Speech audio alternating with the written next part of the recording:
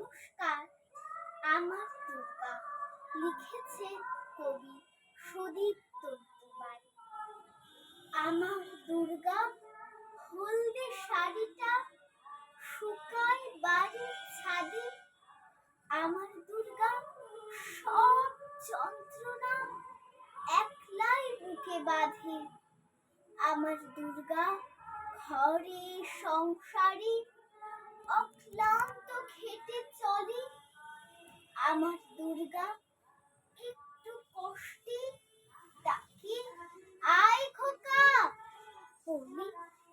আমার দুর্গা রান্না বাটিতে রসুন গন্ধ মাখে।